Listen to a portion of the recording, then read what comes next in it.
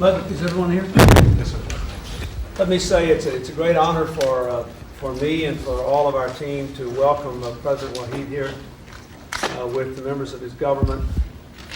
He is now the leader of the world's third largest democracy, and we are very encouraged by that. We have seen this peaceful transition in Indonesia. We've seen a resolution in East Timor, even though there's still the problem of refugees in West Timor. And I'm looking very much forward to this visit. I think the American people know that a strong and stable and prosperous and democratic Indonesia is very much in our interest. That's the sort of partnership we're interested in pursuing, and I hope I can be helpful in that regard. So I'm delighted to have you here, Mr. President, and if you'd like to make any public comment to the press while you're here. Well, thank you for putting a little time for me today to visit you, Mr. President, because you know that I come from Indonesia just to make you sure that we are still great friends of the United States, that we are still in good touch with you, and I think that in the future we need you more than before. So also that you know that although there is a shift in policy, but not at the expense of the American-Indonesian relationship. This is very important to know, since you understand that this is one world, so we have to create that kind of one world. And I'm interested in the comment you made about our religious dialogue, which goes toward one world in that sense. You see, from far away we heard that you made very nice comments in those interreligious dialogue in Indonesia. I hope that 2 months to come in January we'll have a discussion initiated by the Americans from Philadelphia with Foreign Minister Alwi Shihab to be a participant there, to be on the organizing committee. We will invite, of course, Chief Rabbi of Israel, Bakshi Dohon, as well as David Rosen, the former Chief Rabbi, and from here, from the Catholic side, and so forth. I don't know who will come, but anyway, around 50 people will come there. The three Abrahamic traditions.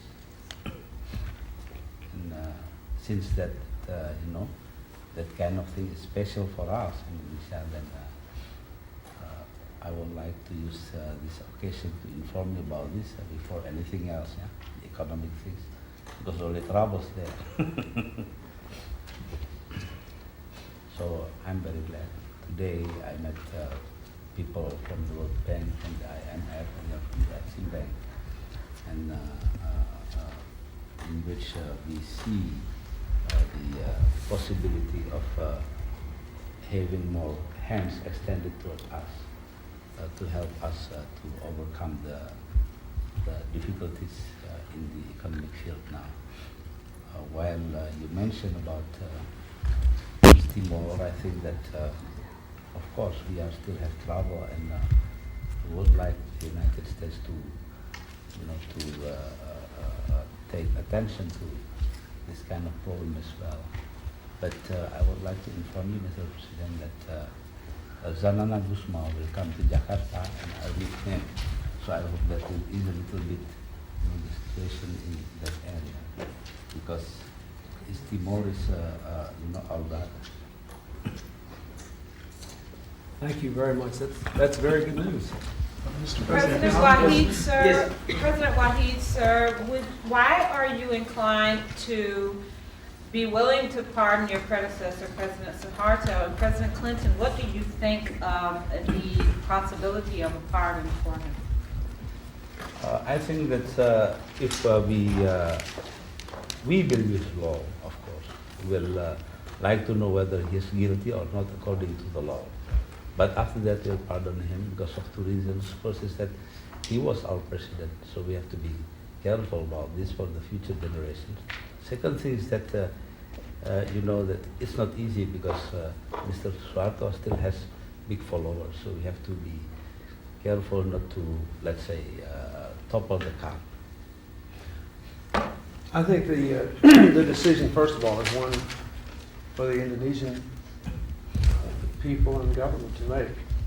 And I think every country has to decide how to resolve the tension between the pursuit of a particular case and the desire for the reconciliation of people and go forward.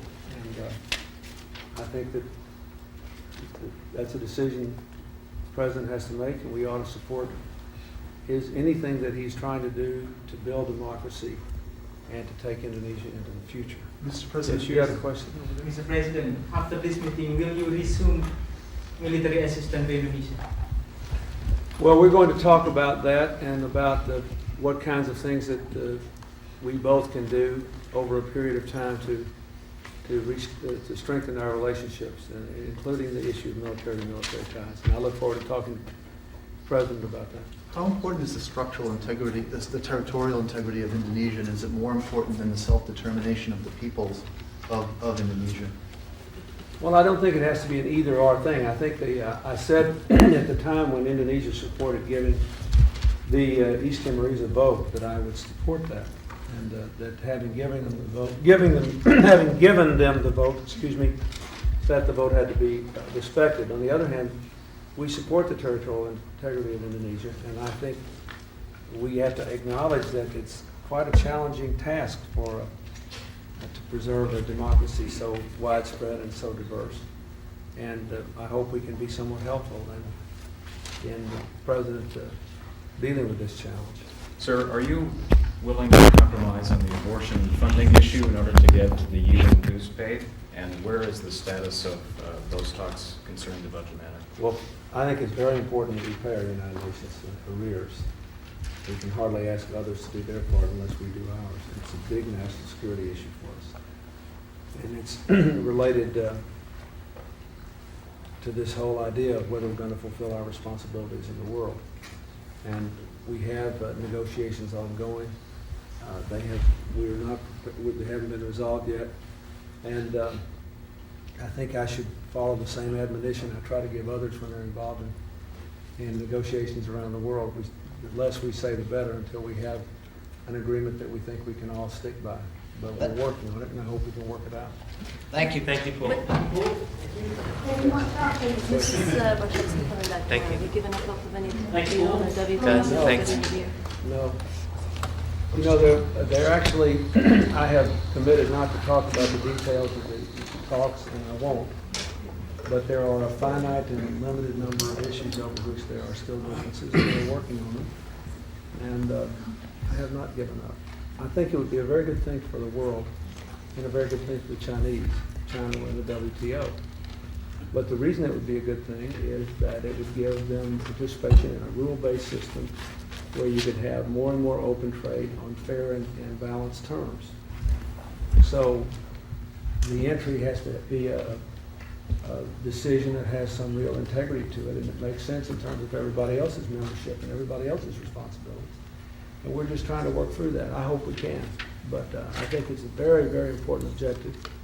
And I'm certainly glad we've pursued it, and we will continue to do so. And I hope we'll be successful, but I don't really have anything to say. I wouldn't read too much one way or the other into development so far. Let's wait and see where we are when we've actually run out of time. On Pakistan, do you have any information? Thank you all. Please. Getting my coffee. Give me my coffee. Paul, thank you all. Getting my coffee. Getting my coffee. Step up, please. Getting my coffee. Getting my coffee.